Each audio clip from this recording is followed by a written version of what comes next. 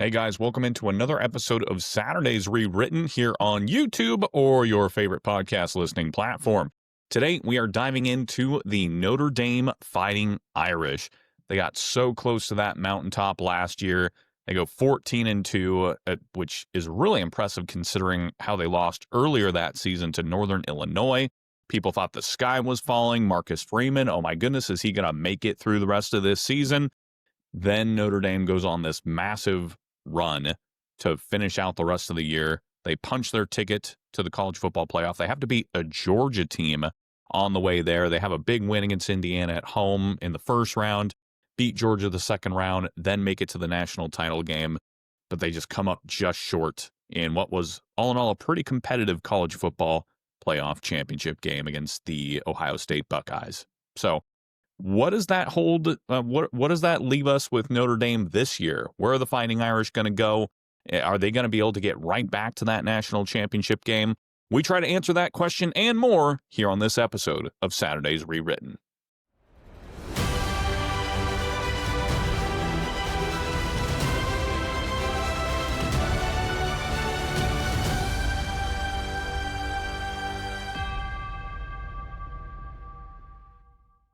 All right, and before we dive on into this episode of Saturday's Rewritten, I would ask that you would give me a shot and subscribe to my channel down below. Click that button and like this video as well. If you're listening on podcast, leave me that 5-star review, subscribe to my podcast. All that is greatly appreciated as I try to carve out a little bit of a niche here on YouTube and podcast form. So you get the gist. Your time is greatly appreciated, ladies and gentlemen. Okay. Let's get on into it here, the Notre Dame Fighting Irish. So I kind of recapped what they did last year where they went 14-2 under third-year head coach Marcus Freeman. What an incredible run to lose to Northern Illinois at home in the way that they did.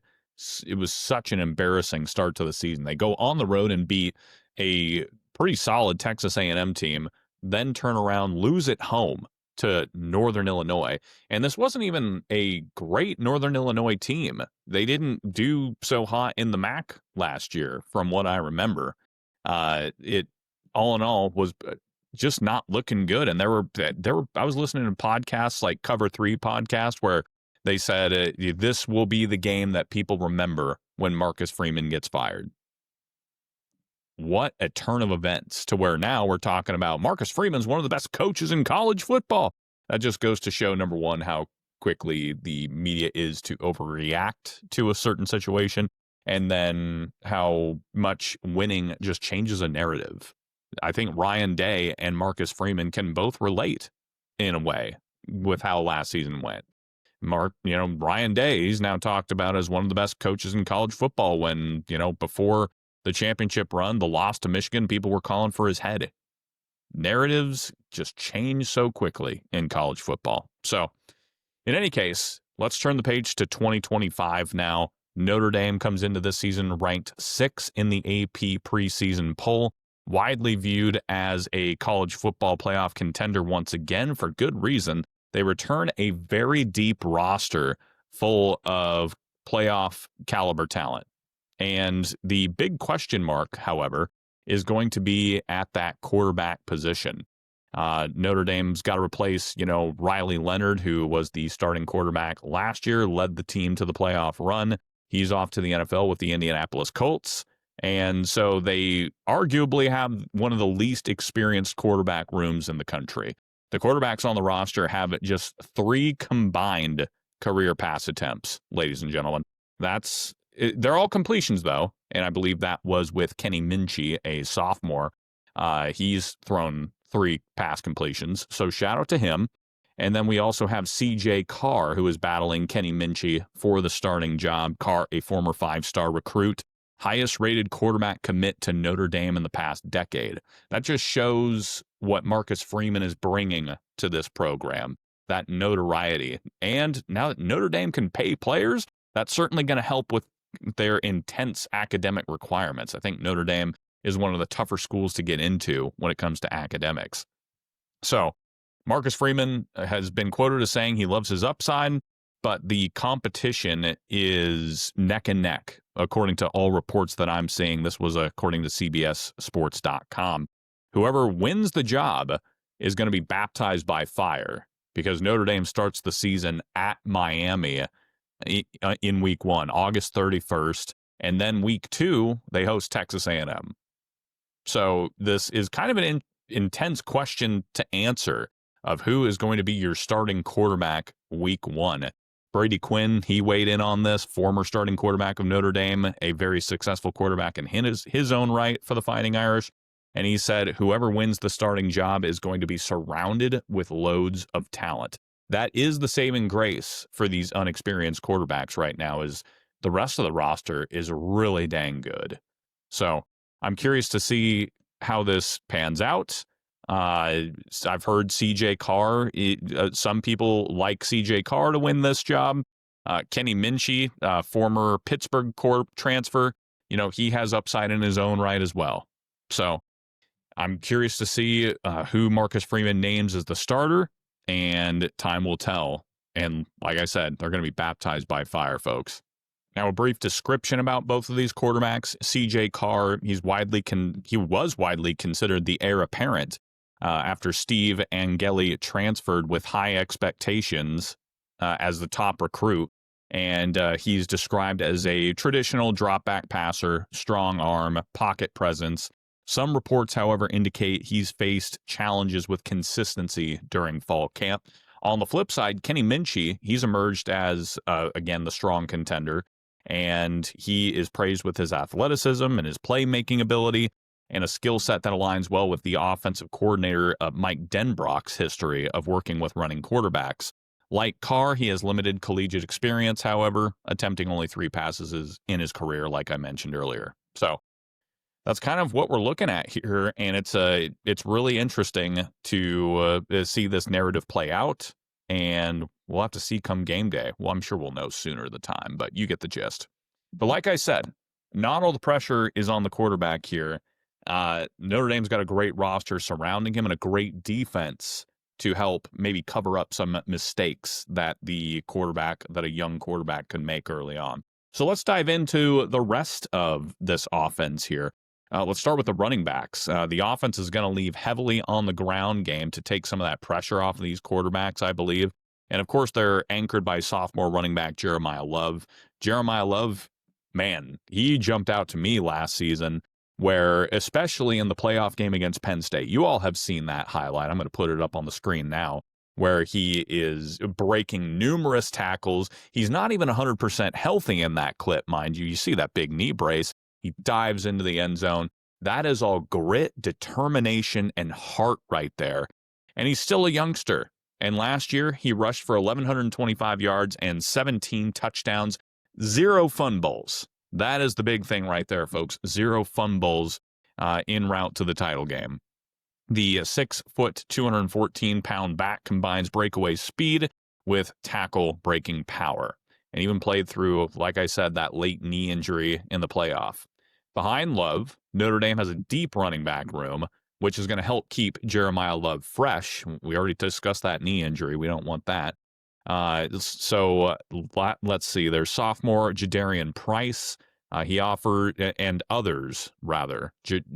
Price and others could see carries as change of pace options, but Love is obviously the clear feature back and a potential Heisman dark horse. I'm going to go as far as to say that. Then let's talk to the receivers and tight ends. In the passing game, they're excited about sophomore wideout Jaden Greathouse as a go-to target. He really came on in that playoff last year. He exploded against Penn State, and then at Ohio State, he also caught a late touchdown pass as well. He caught 13 passes for 233 yards and 3 touchdowns across the college football playoff semifinal and championship. If he can carry that momentum into 2025, there's no doubt in my mind that he's got all the intangibles to be a wide receiver 1. And it's going to give the quarterback, a young quarterback, an inexperienced quarterback, a reliable playmaker on the outside. But to bolster the receiving core that lacked star power in recent years, Notre Dame also added 2 experienced transfers in Malachi Fields from Virginia and Will Pauling from Wisconsin. Now, Fields I'm excited about. He was Virginia's top receiver last year with 55 catches, 808 yards, and 5 touchdowns. So you're bringing over another experienced guy to take some of the pressure off their fellow receivers as well. And then we have Pauling. He had 42 catches, 407 yards in the Big Ten last year for Wisconsin. Maybe not as eye-catching, but he also posted 37 yards the year prior at Cincinnati. So he's got some experience too. So 2 veteran wide receivers that are going to slot in nicely to this offense, I think. On top of this, they have younger Notre Dame receivers with, let's see here, Dion Colsey and redshirt freshman Micah Gilbert and Cam Williams. There's also 2-sport athlete Jordan Fajan, who also plays lacrosse, in case you're wondering. They could also contribute in the slot if he cures the drop issues that he dealt with last season. Those lacrosse players, I tell you. So they've got athletes on the outside galore. And, Notre Dame, for quite some time, it's been run game.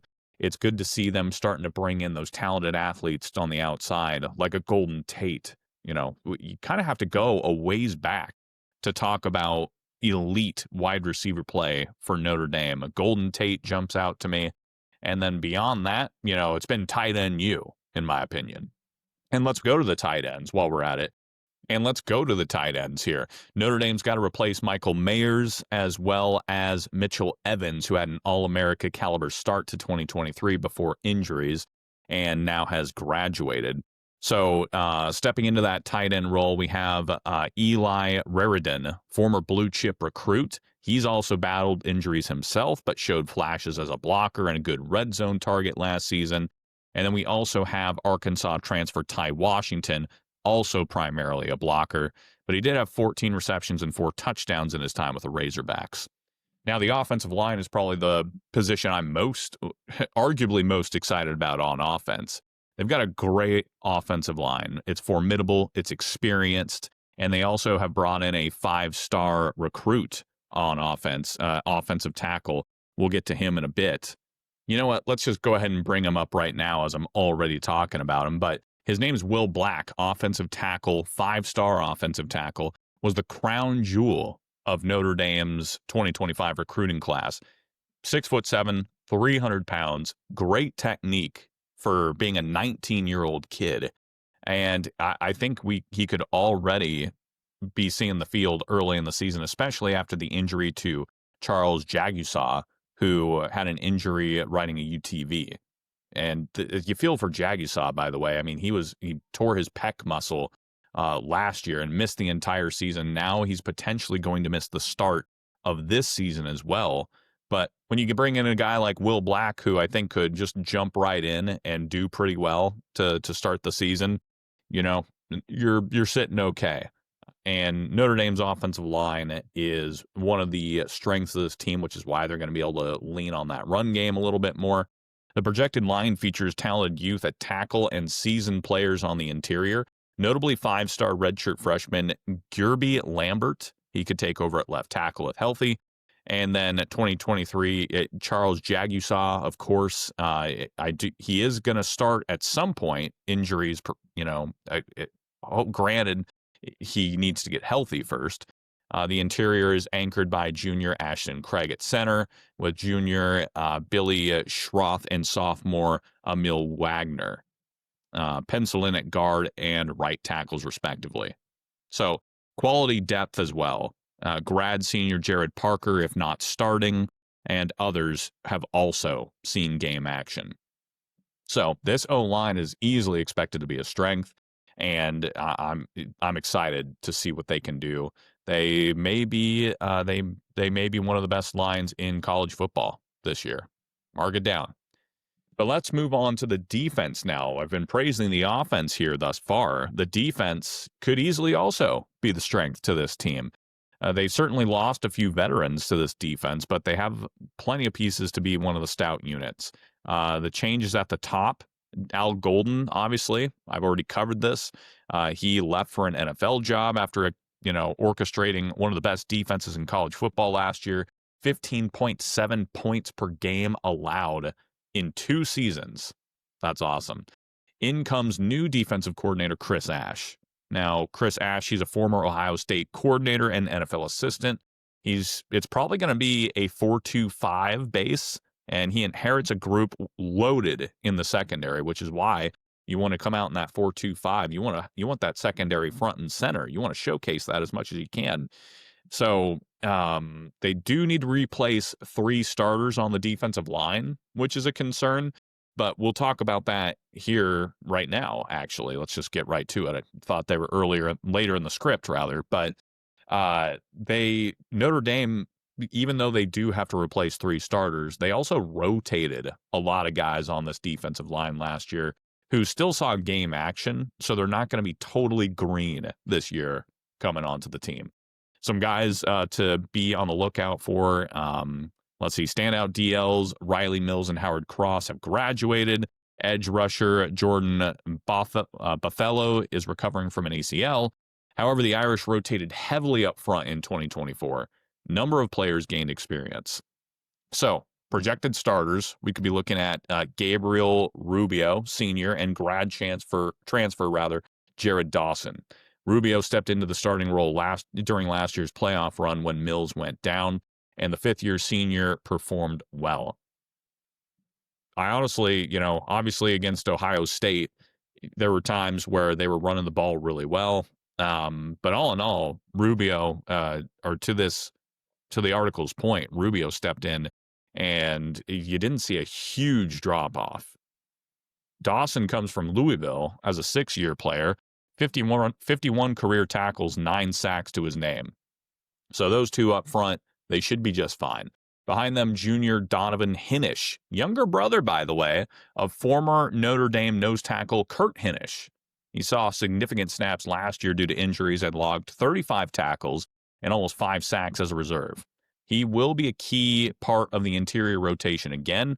And then Notre Dame, take this USC, added USC transfer Elijah Hughes for depth to the D-line and former 4-star prospects like Brennan Vernon and Devin Houston. They're going to compete for time after redshirting. So they do need to build a quality 2 deep as a priority, but Freeman has recruited enough beef up front that the staff feels pretty confident in the depth. So they're going to be tested early. Like I said, Miami and Texas A&M right off the front end. We'll see what Notre Dame's made of on the front. And then on the edges, they also have some talent. Sophomore Boubacar, what a name, Boubacar Traore, and junior Joshua Burnham are penciled in as starting defensive ends. Both saw their 2024 seasons cut short by injuries. Both of them tore ACLs midseason, but they're on track to return. The secondary, as I mentioned, is probably going to be one of the strengths. Leonard Moore, he's a sophomore cornerback, rapidly emerged as a shutdown corner. Led Notre Dame last year with 11 pass breakups, 2 interceptions, 2 forced fumbles. And as a true freshman, he was pressed into service after Benjamin Morrison's midseason injury. Moore excelled, drawing comparisons to Morrison himself. Not a bad comparison right there, folks. But they've also brought in a couple of safeties as well, like Alabama transferred Devontae Smith. And at safety, replacing Xavier Watts, who was one of the best players on the Irish defense for years. The presumptive starter at free safety is sophomore Aiden Schuler. He really impressed as a true freshman and earned a starting role late in the year. Physical, instinctive, in that Kyle Hamilton mold. So I look at the Fighting Irish roster. This is a team that could absolutely challenge for the national championship again. What's going to stand in their way? Let's take a look at the schedule here. Miami and Texas A&M right out of the gate. That's pretty dang difficult to start at Miami specifically. Now, Miami, they bring in Carson Beck. They're loaded with weapons in their own right. Thank you to both of these schools for scheduling this game. This is a rivalry that should come back, in my opinion. Catholics versus convicts. It was all the rage in the 80s and 90s. This should be an annual or semi-annual thing. Make it happen, Miami and Notre Dame. This is going to be a tough one. My question for Notre Dame is at quarterback. How will the new starting quarterback handle this environment? Now, Hard Rock Stadium, not the toughest place to play, in my opinion, which is kind of why Miami is never, if we're talking about taking over a school in college football 26, I would never pick Miami because their stadium's boring, in my opinion. It's an NFL stadium. It's not a college stadium. Miami needs their own stadium. I hope they rebuild a replica of the stadium that they used to have, except modernized, make it cool. Come on, Miami. Do your job. Pump that money in. In any case, that is a tough place to go for the starting quarterback. Early betting lines have the Irish favored just a little bit, and that's a testament to Miami's talent. Mario Cristobal, as a coach, he needs a marquee win like this. So Miami's going to come out hungry. I frankly wouldn't be shocked if Miami pulls it off just because it's at home. If this were Notre Dame at home hosting Miami, I'd probably pick the Irish, no doubt. But on the road at Miami, that's a tough one. I could be persuaded either way. Comment below. What do you guys think? Do you think the Irish go down and take care of this no problem? The question for me is, can Miami stop Notre Dame's run game? Because Miami last year, they were turnstiles on defense. They couldn't stop anybody. But if Miami, they solved that problem, they brought in a lot of transfers in their own right. They beefed up that defensive line. They beefed up the secondary. Maybe this defense will figure it out. But bringing in so many transfers and new players, of course, you wonder about cohesion. Notre Dame, I don't think they have to worry about that problem that much. They do have new players, new faces all over the team, but they've already been with the program for a time. So on that hand, I could see Notre Dame going in and pulling this off and being experienced doing it. Miami, we'll see. They're a question mark for me. I just know that the energy in that building is going to pop, and it's going to be an exciting game. I've probably talked myself out of this. I may pick Notre Dame in this one simply because I think Notre Dame has a little bit more cohesion. They've got Marcus Freeman, and they've got most of their, they've been in this system for a few years now. Miami, with all these new faces on their team, I don't know. I could see Notre Dame taking this one. Texas A&M, I've got no problem picking Notre Dame at home in this one. I think Texas A&M, they made a great hire in Coach Elko. Really like the direction of that program. But I think A&M's probably a little bit a ways away. Aggies, of course, have recruited extremely well. Should be a top 25 team, no doubt. But I just think Notre Dame at home, I think they're projected, it's understandable why they're projected favorites at home. Then Purdue at Arkansas could be a little bit tricky. The only reason I think it could be tricky is Sam Pittman is fighting for his life right now. And Arkansas's schedule is brutal. So if they could shock Notre Dame at home, it doesn't help them with the SEC schedule, but it sure helps Sam Pittman's chances, maybe throws him a lifeline. That's a true road game. Arkansas, it's an SEC team, tough place to play. And Arkansas was able to put up points last year. So let's see let's see what they can do. Talent-wise, Notre Dame should have the edge. Boise State, very interesting matchup. But it's at home, and so I like the Irish. Then you got NC State versus USC at home. Come on, Trojans, extend the rivalry. Notre Dame wants to extend this rivalry. You should too. Coach, I think it's weak if USC doesn't schedule this onward. I really do. So hopefully they move to schedule it and we keep these two great brands going at it. Then you got Boston College, Navy at Pitt, Syracuse at Stanford. I look at this schedule and I think worst case scenario, Notre Dame should be, let's talk floor ceiling. Floor, 9 wins. But that's like if they just get upset by somebody they shouldn't lose to. The quarterback situation doesn't get resolved. They still should be a 9-win team. That's the worst case scenario in my mind. Best case scenario, I think we're talking about an undefeated season, but my guess is maybe 11-1. The only loss could be Miami, but I could see Notre Dame run the table. It's just so hard to run the table in college football. You expect a team based on what you're staring at on the paper to go out and perform at a certain level. But that's just not how it goes all the time. Sometimes the team comes out and lays an egg. We saw it last year. Alabama beats Georgia one week, loses to Vanderbilt the next. So I'm not going to sit here and act like it's, Notre Dame's easily going to go 12-0. They're not. There's probably going to be games where they're challenged. Miami and Texas A&M right off the bat. Those are the two to keep an eye on. Maybe USC. USC last year, they had several games where they lost by one possession. Now, obviously, Notre Dame's a different level than a lot of those games they lost, like Minnesota, Maryland. USC went 6-6 last year, so there's plenty of other games we could bring to mention here. I expect USC to be a little bit better. There's another coach who's coaching for his life over there for USC. All 12 games, Notre Dame could be favored. All 12 games. But splitting Miami and A&M on the front set is the crucial, at worst, splitting those two. If they do that, I think Notre Dame should be easily, we're talking another 12-team playoff, 10-2, 11-1 Notre Dame type team coming into the playoff and probably winning a couple of games at least. Could Notre Dame go all the way?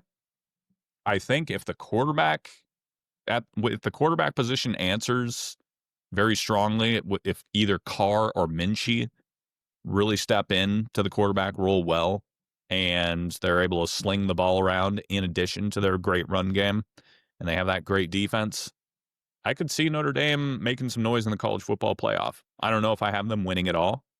That's such a tough question at this age, but I'm going to have to do a playoff guesstimation here in what I think is going to happen for the college football playoff. What do you guys think? Who do you guys think is going to win the college football playoff? Notre Dame's got a shot.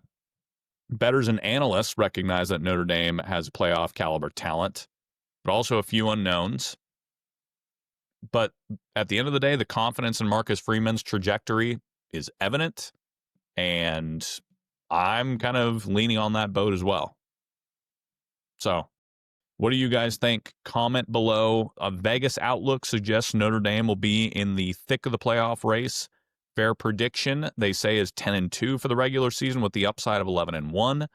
Irish have plus 1,400 title odds for a reason. If the pieces come together, this roster has the talent to compete with anyone, as last year's near championship demonstrated. That's a fair assessment in my mind. So, there you go, guys. That is the 2025 preview of the Notre Dame Fighting Irish. I'm so excited. College football, we're just a few weeks away, 1 week away if you count week 0. There's some decent football games happening there, but August 30th is really August 31st, rather, is where things really get exciting for college football. So I look forward to covering it with you guys here. Don't forget to like and subscribe, guys. Who should I cover next? Comment down below. We'll see you next time here on Saturday's Rewritten. Thanks for watching.